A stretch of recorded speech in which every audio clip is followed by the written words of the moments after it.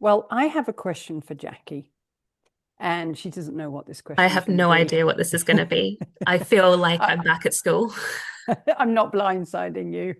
I just think it would be, and I wonder the same thing. Now that you've recovered, has your breathing practice changed? Have you added any new breathing exercises in, or, you know, have you maintained your old schedule? I know we talk about that sometimes, but I think people would be really interested to hear how, in your day-to-day life as a recovered person, you, how do you breathe? How do I breathe?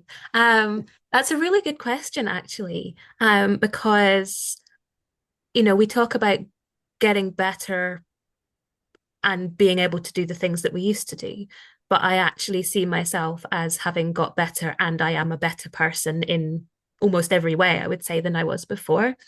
So I don't know what my breathing was like before, but I'm pretty sure it was dysfunctional, whereas now it is not. Mhm. I now breathe functionally.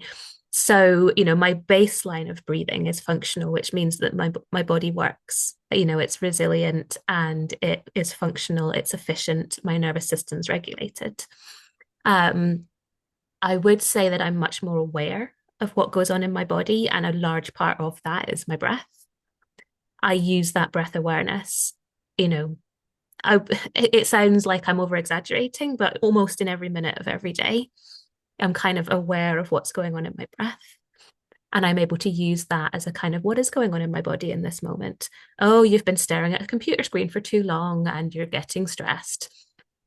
Tell you what, there's a breath for that. Mhm. So, in my day-to-day breathing, my day-to-day awareness, is so much better.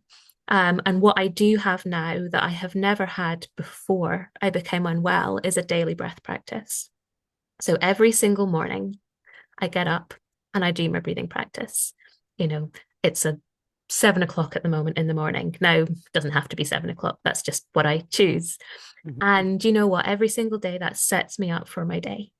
And the few days that I've missed it, so we talked about this, didn't we, a couple of weeks ago? Mhm. We both Yep. took a week's holiday or 2 weeks holiday, fell off the breathing wagon. And you know what? When I came back, I missed it. It was like, I need this breath practice. This is what grounds me. This is what keeps me, um, kind of regulated day to day. And, I think that's what we have to, it's that maintenance. We learn these skills out of necessity to get better. Um, but they are tools for life, and I use them in every single day. And the way I do a breathing practice now is not necessarily exactly the same as when I was unwell, because I'm able to do some slightly harder breathing exercises. I can push a little bit more sometimes, but actually sometimes I don't want to. So I'm able to, stretch things out some of the time. And I think, that's what it is. It's understanding, what does my body need in this moment? And then being able to give it that, Mhm. I guess.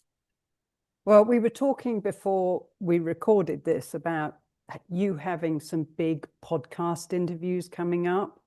And I was also thinking, that calming breath, that sort of recentering, or, you know, those kind of breath work practices that I think both of us continue to use all the time. It's like we've all got our go-to. You probably use it in a different way now because you're trying to think, all right, I've got to have my faculties together here. Um, You would think, but I do wonder sometimes. No, but like I said, I was out for my little walk this morning. I was like, I wonder if Jackie's breath has changed. I know you're moving a lot more, you're out and you're doing more activity, and I know that you're an amazing nasal breather. But anyway, I thought other people would probably be interested in hearing what Yeah. you do. Yeah. And you know what? That's you made a really good point just then, that I am able to be much, much more active. But you still have to balance that out. Mhm. Yes, I spent Saturday doing an awful lot of exercise.